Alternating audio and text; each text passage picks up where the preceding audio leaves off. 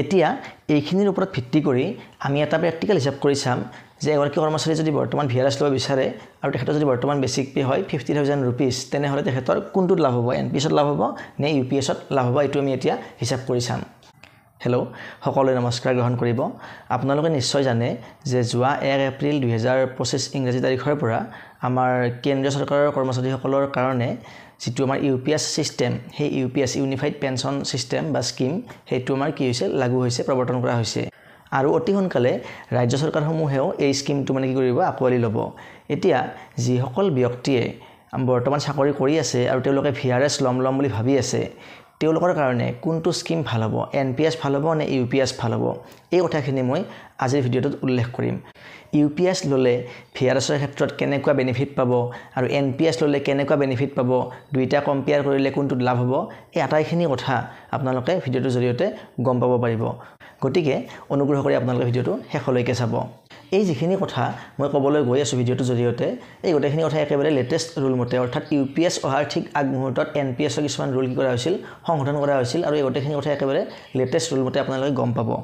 এতিয়া আপোনালোকে জানে যে যদিহে এগৰাকী কৰ্মচাৰীয়ে ইউপিএছ লয় আৰু তেখেতে ভিআৰএছ ল'ব বিচাৰে তেনেহ'লে তেখেতে মিনিমাম 25 ইয়াৰ্ছ চাকৰি কৰিব লাগিব অৰ্থাৎ মিনিমাম সাৰ্ভিস পিৰিয়ড ইউপিএছৰ কাৰণে কিমান যে 25 ইয়াৰ্ছ এটো হ'ল মিনিমাম সাৰ্ভিস পিৰিয়ড আৰু যদিহে এগৰাকী কৰ্মচাৰীয়ে এনপিএছৰ অধীনত আছে বা থাকে আৰু তেখেতে ভিআৰএছ ল'বলৈ ইচ্ছা কৰে তেনেহ'লে তেখেতে মিনিমাম কিমান বছৰ চাকৰি কৰিব লাগিব সেইটো হ'ল 20 ইয়াৰ্ছ অৰ্থাৎ ইউপিএছতকৈ এনপিএছত মিনিমাম সাৰ্ভিস পিৰিয়ডটো 5 বছৰ কম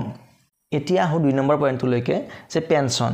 এগৰাকী কৰ্মচাৰী যিয়ে ইউপিএছ বাছনি কৰি ল'ব তেখেতে পেনশন কেতিয়া পাব যদিহে ভিআৰএছ লৈ মানে এগৰাকী কৰ্মচাৰীয়ে 25 ইয়াৰ্ছ কমপ্লিট হোৱাৰ পিছত পেনশন কিন্তু লগে নাপাব পেনশনটো কেতিয়া পাব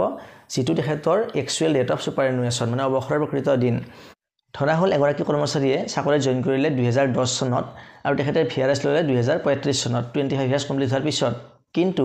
তেখেতৰ একচুৱেলি অৱসৰৰ ডেট আছিল 2043 চন তেনেহ'লে তেখেতে কি কৰিব লাগিব 2043 চনলৈকে ওয়েট কৰিব লাগিব পেনশন পাবলৈ মানে একচুৱেল ডেট অফ যেটো সুপাৰএনুৱেশ্যন হ'ব সেইটো মানে একচুৱেল ডেট অফ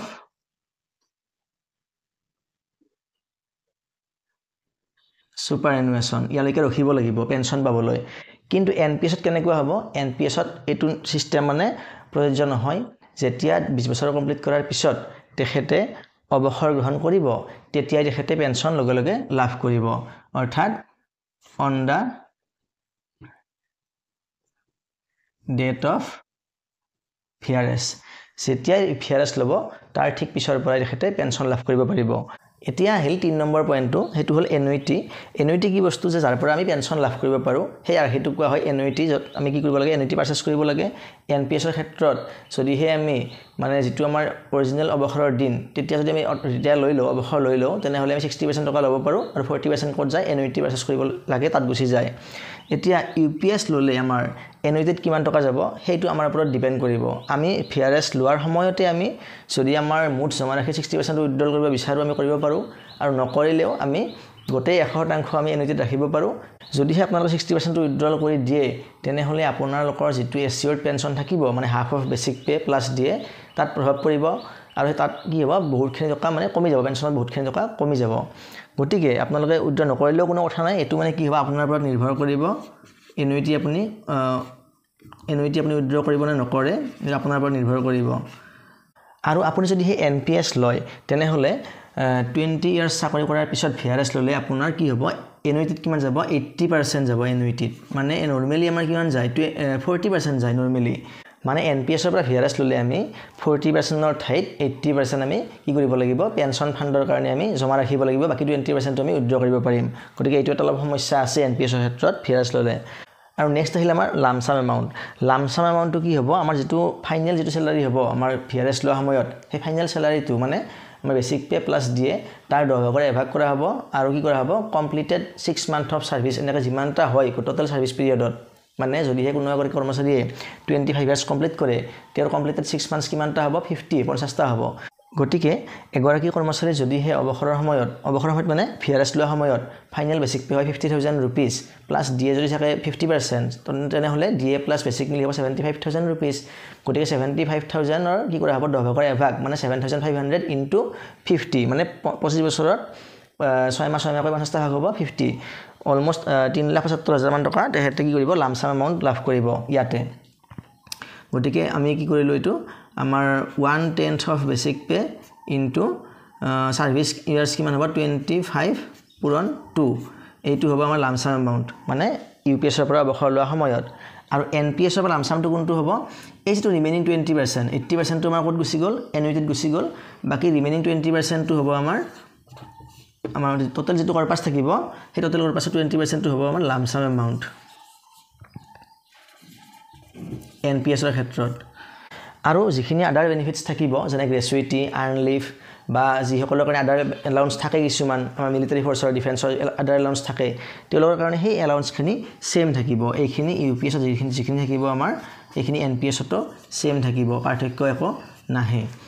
গতিকে আমি ইয়াৰ পৰা বুজি পালো যে যদিহে এগৰাকী কৰ্মচাৰীয়ে ইউপিএছ লয় আৰু তেখেতে ভিআৰএছ ল'ব বিচাৰে তেনেহ'লে তেখেতে মিনিমাম 25 ইয়াৰ্ছ চাকৰি কৰিব লাগিব এনপিএছ ল'লে 20 ইয়াৰ্ছ কৰিলেও হ'ব এটা ইউপিএছ ল'লে কিন্তু পেনশন পাবলৈ তেখেতে অপেক্ষা কৰিব লাগিব তেখেতৰ প্ৰকৃত অৱসৰৰ দিনটোলৈকে কিন্তু এনপিএছ ল'লে তেখেতে অৱসৰৰ প্ৰকৃত দিনটোলৈকে অপেক্ষা কৰিব নালাগে ভিআৰএছ লোৱাৰ সময়ৰে পৰা তেখেতে পেনশন লাভ কৰিব পাৰিব আৰু এনুইটিৰ ক্ষেত্ৰত কি হ'ব যদিহে আমি ইউপিএছ লওঁ তেনেহ'লে আমি ইচ্ছা কৰিলে আমি নিজৰ জমা কৰা 60% টো ভিআৰএছ লোৱা সময়ত উইথড্ৰ কৰিব পাৰিম কিন্তু এনপিএছ ল'লে আমি মাত্ৰ 20% টকাহে উইথড্ৰ কৰিব পাৰিম বাকি 80% টো আমি এনুইটিত জমা দিব লাগিব যাতে তাৰ পৰা আমি এটা পেনশন লাভ কৰিব পাৰো আৰু নেক্সট আহিল লামচাম এমাউণ্টটো ইতিমধ্যে মই ক'লোৱে আৰু এনপিএছত কি হ'ব 80% জমা থোৱাৰ পিছত বাকি 20% টো আমি যিখিনি পাম হেতু হ'ব আমাৰ লামচাম এমাউণ্ট আৰু বাকি আদাৰ বেনিফিটছখিনি আমাৰ সেম থাকিব এতিয়া আপোনালোকে নিশ্চয় এইখিনি কথা ধুনিয়াকৈ বুজি পালে এতিয়া এইখিনিৰ ওপৰত ভিত্তি কৰি আমি এটা প্ৰেক্টিকেল হিচাপ কৰি চাম যে এগৰাকী কৰ্মচাৰী যদি বৰ্তমান ভিআৰএছ ল'ব বিচাৰে আৰু তেখেতৰ যদি বৰ্তমান বেচিক পে হয় 50,000 rupees তেনেহ'লে তেখেতৰ কোনটোত লাভ হ'ব এনপিএছত লাভ হ'ব নে ইউপিএছত লাভ হ'ব এইটো আমি এতিয়া হিচাপ কৰি চাম এতিয়া আমি উদাহৰণস্বৰূপে এগৰাকী কৰ্মচাৰীৰ আমি এক্সাম্পল লৈছো যে যদি তেখেতৰ বিপি হয় বৰ্তমান 50,000 rupees তেখেতৰ যদি ডেট অফ জয়নিং হয় 2006 চনত আৰু তেখেতৰ একচুৱেল ডেট অফ সুপাৰএনুৱেশ্যন যদি হয় ডেট অফ ৰিটায়াৰমেন্ট মানে 2041 চনত তেনেহ'লে তেখেতে ভিআৰএছ ল'ব বিচাৰিলে যদিহে তেখেতে ইউপিএছ লয় তেখেতে ভিআৰএছ ল'ব পাৰিব 2031 চনত আৰু যদিহে তেখেতে এনপিএছ লয় তেখেতে ভিআৰএছ ল'ব পাৰিব 2026 চনত এতিয়া পেনশন কি হ'ব তেখেতে পেনশন ইউপিএছৰ পৰা একো নাপাব কেতিয়ালৈকে নাপাব টিল 2041 চনলৈকে অৰ্থাৎ 2041 চনলৈকে তেখেতে পেনশন নাপাব কিন্তু 2041 চনৰ পিছত তেখেতে এটা ভাল পেনশনে লাভ কৰিব পাৰিব যদিহে তেখেতে এনুইটিৰ টকা উইথড্ৰ মানে নকৰে যদিহে গোটেইখিনি টকা তেখেতে ৰাখি দিয়ে আৰু যদি 60% উইথড্ৰ কৰে তেনেহ'লে কিন্তু এইটো এমাউণ্ট ভালেখিনি কমি যাব মানে আধাতকৈও কমি যাব সেইটো কথা মই পিছত উল্লেখ কৰিম আৰু নেক্সট আমাৰ এনপিএছত কি হ'ব পেনশন কিমান লাভ কৰিব তেখেতে যদিহে বৰ্তমান ইমান টকা লাভ কৰি আছে বেচিক পে 50,000 তেনেহ'লে অলমোষ্ট তেখেতৰ জমা হৈছে 30 লাখ মান জমা হৈ গৈছে তেনেহ'লে তাৰ পৰা যদি 80% এনুইটিত গুচি যায় 24 লাখ এনুইটিত গুচি যাব 24 লাখ এনুইটিত গুচি গ'লে তাৰ পৰা যদি মিনিমাম 6% কেও যদি ইন্টাৰেষ্ট ৰেট পায় তেনেহ'লে তেখেতে ভিআৰএছ লোৱাৰ পিছৰে পৰা 12,000 টকাকৈ পেনশন লাভ কৰিব পাৰিব নেক্সট আহিল আমাৰ এনুইটিৰ কথাটো মই ইতিমধ্যে কৈছিলোঁ যে ইউপিএছত এনুইটিটো কিমান যায় সেইটো আপোনাৰ ওপৰত নিৰ্ভৰ কৰিব আপুনি গোটেইখিনি টকা এনুইটিত ৰাখিব পাৰে কিন্তু এনপিএছত আপোনাৰ মেণ্ডেটৰিলি 24 লাখ টকা এনুইটিত গুচি যাব সেইটো টকা আপুনি নাপায় সেইটো টকা পেনশনৰ কাৰণে তেওঁলোকে লৈ ল'ব এতিয়া নেক্সট আহিল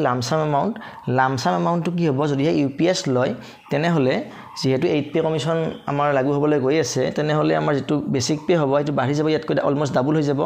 গতিকে তেনেস্থলত আপোনাৰ লামচাম 5 লাখতকৈ সাধাৰণ বেছিকৈ পোৱাৰ সম্ভাৱনা আছে ইউপিএছ ল'লে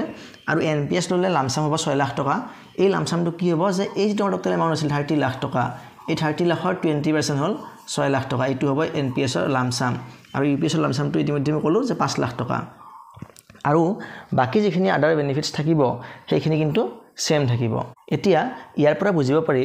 যে যদিহে এগৰাকী কৰ্মচাৰীয়ে যেতিয়া NPS নতুনকৈ আহিছিল সেই সময়তে জইনিং কৰিছিল তেনেহ'লে তেখেতৰ বাবে কিন্তু UPSটো বেয়া অপচন নহয় যদিহে VRS লয় কিন্তু ইয়াতে এটা কণ্ডিশ্যন থাকিব যে তেখেতৰ যিটো প্ৰকৃত অৱসৰৰ দিন সেই দিনটোলৈকে কিন্তু তেখেতে পেঞ্চন পাবলৈ অপেক্ষা কৰিব লাগিব আৰু যদিহে তেখেতে বিচাৰে যে মই সম্পূৰ্ণ ফুল পেঞ্চন মোক লাগিব তেনেহ'লে তেখেতে কিন্তু এই এনুইটিত যিটো টকা মানে ইনভেষ্ট কৰিব তাৰ পৰা টকা কিন্তু উঠাব নোৱাৰিব এই দুটা টকা নাপালেও কিন্তু NPSত যিমান টকা লাভ কৰিব সিমান টকাই কিন্তু প্ৰায় UPSতো লাভ কৰিব মাত্ৰ পাৰ্থক্য থাকিব যে NPSত VRS লোৱাৰে পৰা এইখিনি টকা পেঞ্চন লাভ কৰিব পাৰিব কিন্তু UPSত পেঞ্চন নাপাব 2041 চনলৈকে আৰু 2041 চনৰ পিছত কিন্তু বা যিটো অৱসৰৰ প্ৰকৃত দিন থাকিব সেই দিনটোৰ পিছত কিন্তু তেখেতে এটা ভাল পেঞ্চন লাভ কৰিব যদিহে এইখিনি টকা নাথাকে বুলি ভাবে বা উইথড্ৰ নকৰে গতিকে এতিয়া আপোনালোকে কথাটো চিন্তা কৰি চাব যদিহে আপোনালোকে VRS ল'ম বুলি ভাবি আছে তেনেহ'লে আপোনালোকৰ কাৰণে কিন্তু UPSটো এটা বেয়া অপচন নহ'ব গতিকে আজিলৈ ভিডিঅ'টো এইখিনিয়ে পৰৱৰ্তী ভিডিঅ'ত পুনৰ লগ পাম ধন্যবাদ